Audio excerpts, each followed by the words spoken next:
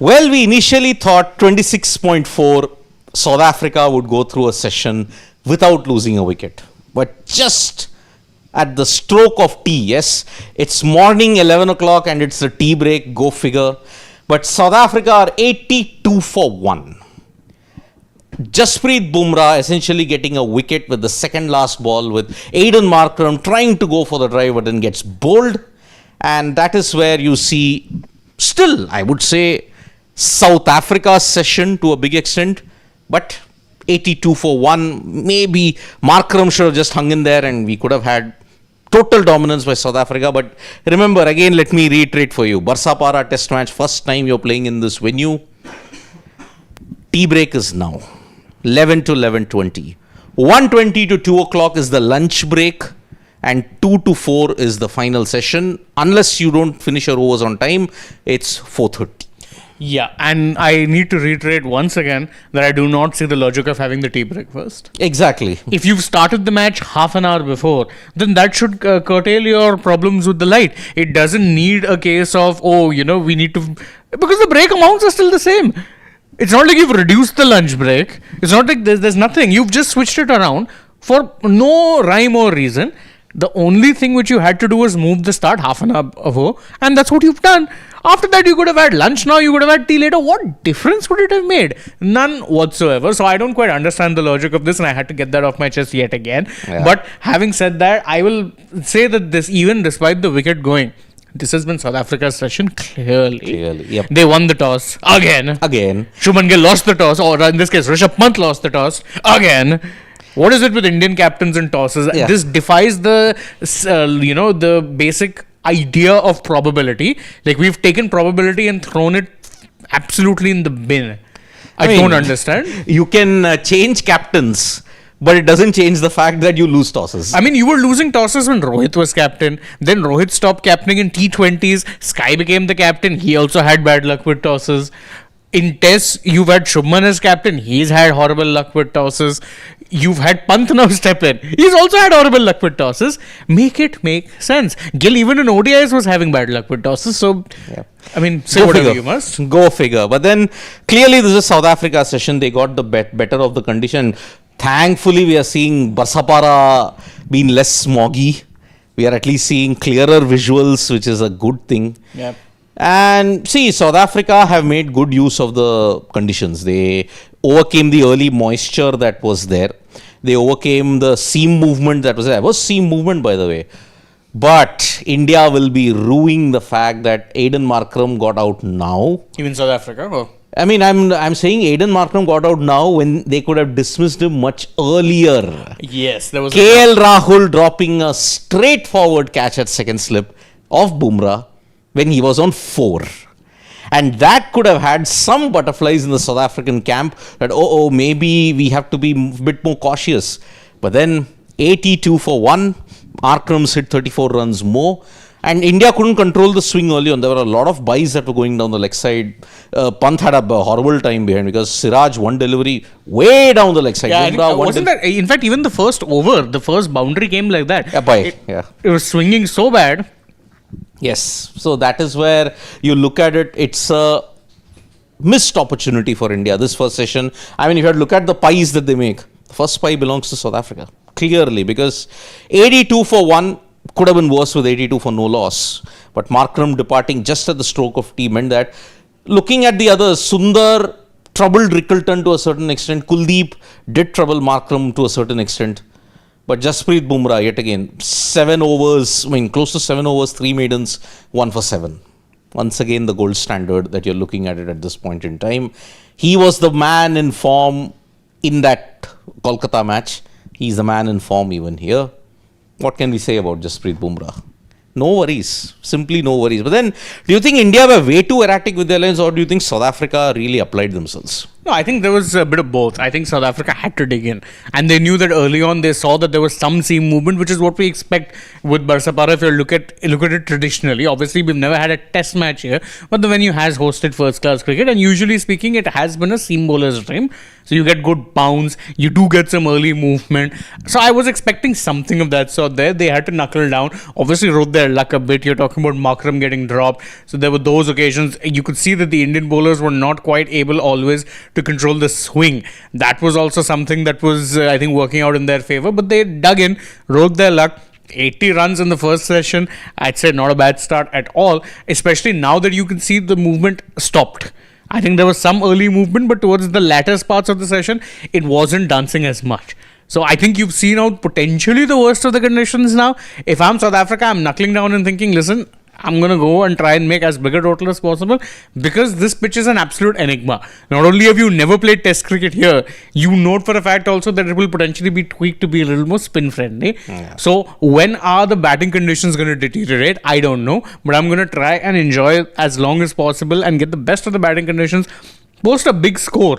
From there, I think you're sorted. That should be the thought process. I don't think this pitch will break up that much. I don't think it will be a rapid deterioration. No, rapid for sure. No. I think you're at least seeing 4 days of test action. But you never know with red soil. Red soil can deteriorate very rapidly. And that is where, when you look at it, see, you can have a mixture of black and red and all of this. Oh, this is that moment. See? Oh, an absolute clear. Dolly. It was a... That catch should have been taken. So yes, they are replaying the highlights of when KL Rahul dropped that catch. I mean, see, you should have taken the wicket and you would have put South Africa under far more pressure. Remember, barring Temba Bumrah, their middle order has been very, very... They should teach Dilip also clearly having a bit of a moment there. Yeah. I mean, so that's why, look at it. Vian Mulder not been informed, Tony De Zorzi not been informed, Stubbs also not informed, Verein also struggling.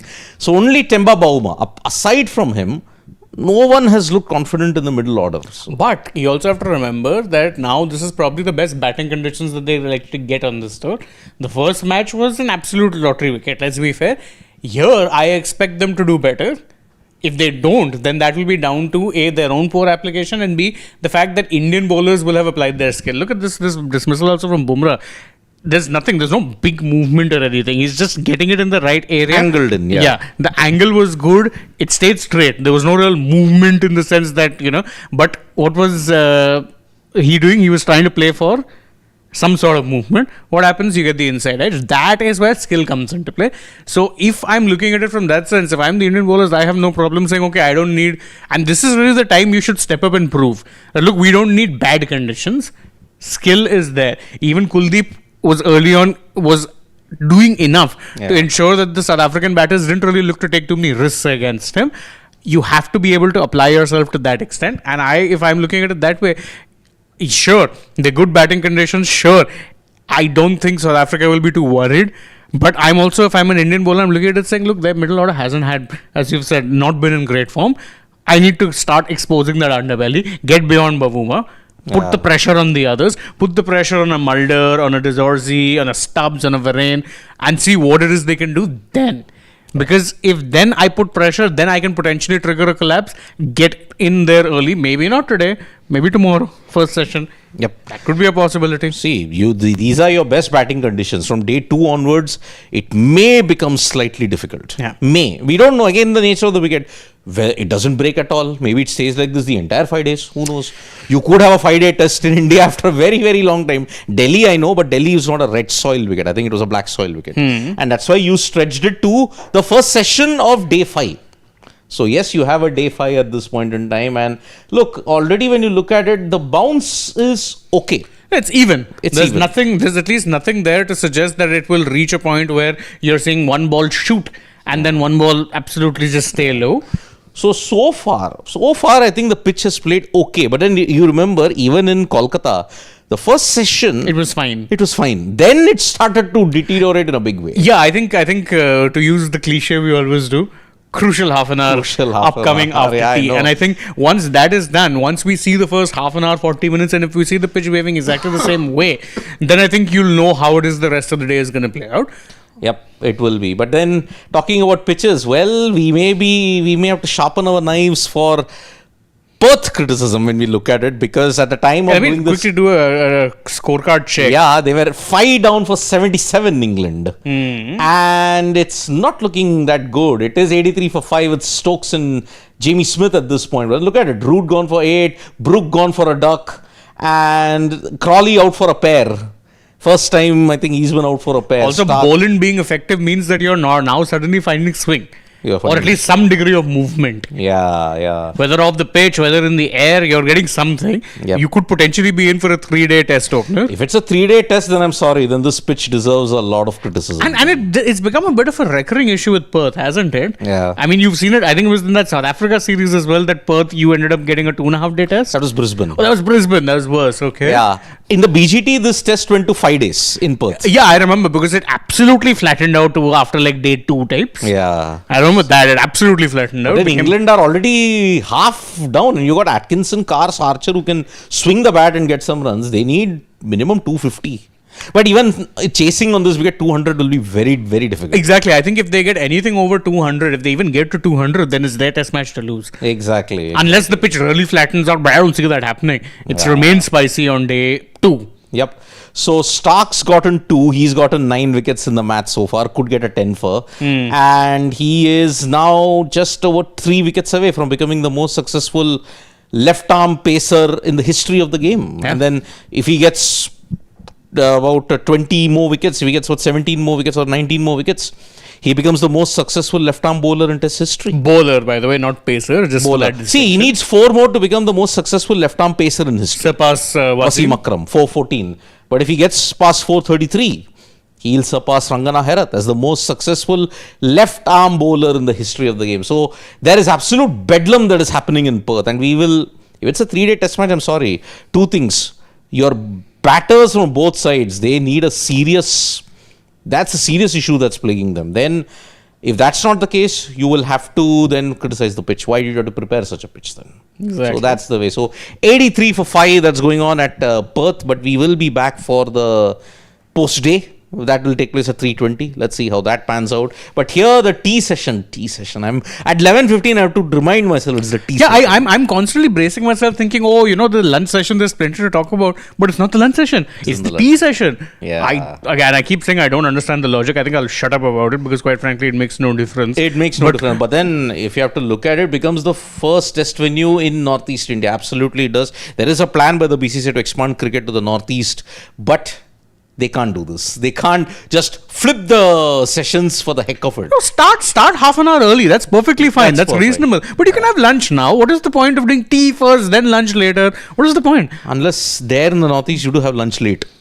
Maybe. No, but I mean, say you're not going in bases areas, right? 11 o'clock, 11:30 is the standard time for lunch in a test match. That's pretty much how it's always been. Except in a ping ball match. Yeah, obviously ping ball you flip it around, but that's because you've also changed the start time and by significant margins, because there your second session starts in twilight, your third session is in the night, which makes perfect sense then to have tea first, then dinner. Because what's the point of having lunch in the evening? Of course, it makes no sense. So in that sense, I understand it. And this, though, you've changed the time by half an hour.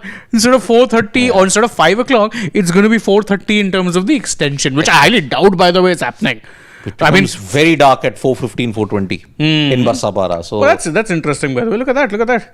There's a bit of an interview with Jadeja. We can actually check that out, see what it is he's there to say.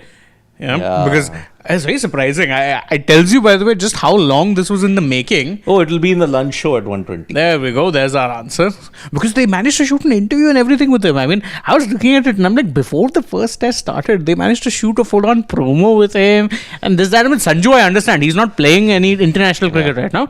Jattu is in the middle of a series. I think they all anticipated it was done much before. Yeah. They knew everything and it was only the formalities to be sorted. Yeah. That was the thing. Exactly. So we are just 4 minutes away now from the start. Let's take some comments. Yes, if there let's see is what it any. is. The family members have to say, who are up with us, I'm sure. It's a weekend, good day to start a test match. You could potentially be seeing a lot of people tune into this. There's Ashes. There was F1 qualification taking place a little while back. Las Vegas. Yes. Yeah. Las Vegas GP. Lando Norris has gotten pole. Yep. then Sitzer, if toss impacts the result, freaking awesome is saying, if toss impacts the result of the game much, that wicket should be altered in such a way toss shouldn't decide the result. There are many such wickets, Perth, Leeds, St. Vincent, Rajkot, etc. But I hear this argument, and that one of the reasons we like rank turners is because the toss gets taken out of the equation. That's not true. Because with a rank turner, it's not like it stays the same. If it gets worse. Exactly. So then the toss does impact. Because if you have a rank turner, and if you get to bat first, then you've gotten the best batting conditions even then. Yeah. And that is one thing, that's a key distinction which I have to say is there with pitches that are sporting but offer spin early on, vis-a-vis sporting that offer pace and bounce early on. Pace and bounce wickets eventually tend to settle down. A spinning wicket or a wicket that's spinning from day one, even if it's not 9-degree turn or if it's not a square turn or a rank turner, they're only going to get worse. Yeah. I have never in the history of Test cricket or my history of watching Test cricket seen a spinning pitch that's gotten better to bat on. That never happens. Spinning pitch will always deteriorate and become worse. But I kind of have a left field take on this, okay? If you want to take toss and this thing out of the equation, okay? For all captains and curators, there should be a rule, okay? For all captains of any team, you don't show the pitch for the build-up. Say, suppose you come 3 days prior to the test match. You don't show them the center wicket at all. Okay?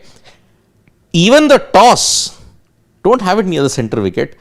Do the toss, decide what it is, then reveal what the pitch is. That'll be a very extreme one. I'll tell you why. Because then, whatever it is, toss, team, that's a test match. You pick the team. I don't know how the conditions will be. Let me just go about it. Exactly. That is why I've said never ever reveal the pitch before the toss. After the toss is done, ladies and gentlemen, this is where you're going to play. Whoop. You remove the covers and there you see. It's a minefield. Exactly. Rookie Techie says back to roads. If South Africa score 400 plus, then India are in trouble with no gill. Is this a road though? I don't think this is a road. And I think it's too early to call. Too early. We have to wait for at least a day to play out to make that conclusion. So I'm going to hold my judgment. Yeah. See, with pitches, criticize them after the end of the game. It's no point criticizing them maybe 1-2 days into the test match. This is not even a day, Siddharth. It's a session. It's just one session. Yeah. And in fact, there was one, you've got Priyanshu saying that India have to bat 4th. By then, it'll be spin even. Even Muthuswamy is playing. If South Africa get 300 plus somehow, India in trouble again. England need 200 plus. For England, I think even 200 should be enough because this pitch is not looking or not showing any signs of easing off as of yet. As for India, I agree. If South Africa get 300 plus, anything above 300 or even 350, then I think they are in the ascendancy and they have the advantage. And bear in mind, much as we say that India, their batting is well suited to playing in conditions that are slightly friendly, I would say the same about the South African team. Because if you look at some of their players, the likes of a Desarzi can be stubborn and get runs if the longer he bats. Stubbs, we know he's a counter-attacker. Muthuswamy, Vereen, Jansen, they're batting till number 9. I dare say, is Harmer also an all-rounder? Does he count as an all-rounder? He doesn't. No. But then still, they're batting till 9.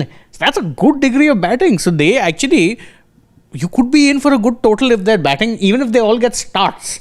If everyone gets like a 30, 40, and then someone gets a 50 or a daddy 100, that's enough to get them to at least around 350. Yes. Bare minimum. Bare minimum in that sense. Yep. So, let's see how this session goes out because, this will be a 2-hour session. It won't be an extended session as such. So, 2 hours, then we'll have lots to talk about at 1:20 for the lunch break. Yeah. But so far, the pitch hasn't gotten any such demons per se. There's been seam movement that you'd expect on a fresh wicket. Yeah. And I'm glad. I don't like those kind of pitches where it's doing so much from the first session itself that no one has any time to actually do anything. I'm sorry. One of the reasons I say Test cricket needs sporting wickets is because the nature of a pitch in Test cricket will more often than not alter the longer you play. Yeah. And then it becomes, as the name suggests, a test cricket. I don't want take note. Yes. And not just Perth, even the kind of nonsense they served up in Kolkata, which I'm not blaming CAB for. That is team management and team management's fault only. So why did it happen? Because you were tampering. Don't tamper, na? Yep. You don't need to tamper. Which is why, think about it. If you don't show the pitch at all, and you do the toss, and then you pick the teams, what do we do? That's test cricket. It's testing your strategy. Exactly. And then your bowlers and batters and everything, then you have to adapt. Boss, that is how Test cricket is. You have been served everything on a platter. Or pitch will be like, so we'll prepare our team accordingly. In that, so you can tamper with the pitch. No tampering. What is the basic nature?